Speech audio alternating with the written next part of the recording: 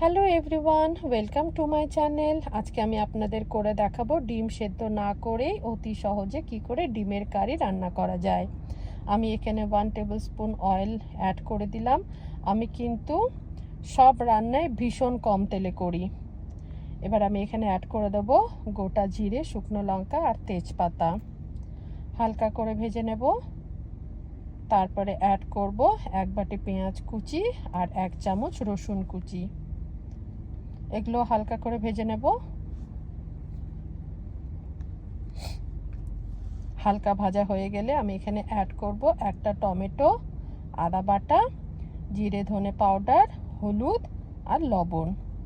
এটা আমি একটু হালকা জল দিয়ে ভাজবো। হালকা জল দিলে টমেটোগুলো খুব ভালো সেদ্ধ হয়ে যায় আর ভাজাটাও খুব স্মুথ হয়।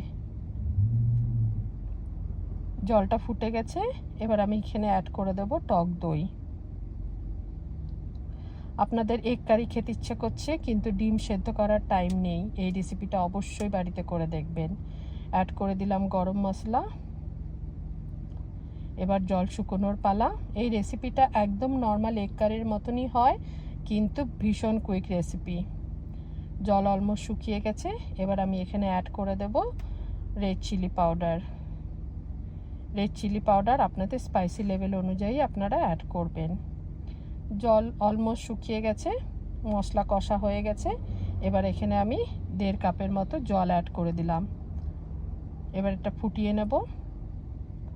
জল ফুটে গেছে। এবার আমি এখানে 6টা ডিম অ্যাড করে দিয়েছি।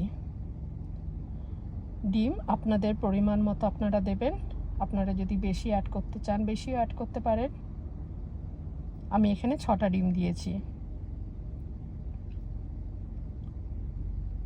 ডিমগুলো দেওয়া হয়ে গেলে আমি এটা একটু কভার করে কুক করব যাতে ডিমের ওপরের লেয়ারটা সেদ্ধ হয়ে যায়।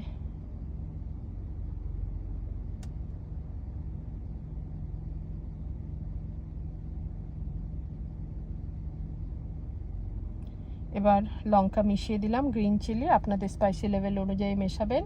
এবার হালকা করে নেড়ে দিলাম যাতে নিচে লেগে না যায়, আর ডিমগুলো কিন্তু এখনও নরম আছে। এই রেসিপিটা কিন্তু ভীষণ কুইক রেসিপি আর টেস্টিও। আপনারা অবশ্যই বাড়িতে একবার করে দেখবেন আর আমাকে অবশ্যই জানাবেন। এবার আমি ধনেপাতা অ্যাড করে দিলাম। এবার হালকা নেড়ে নিয়ে গ্যাসটা অফ করে আমি 10 মিনিটের মতো কভার করে রাখবো।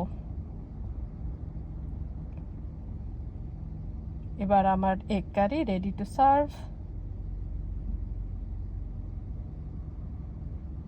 আপনাদের যদি রেসিপিটা ভালো লাগে তাহলে আমাকে অবশ্যই জানাবেন, আর যদি ভালো লাগে তাহলে প্লিজ আমাকে একটু সাবস্ক্রাইব করবেন, লাইক করবেন আর অবশ্যই কমেন্ট করবেন।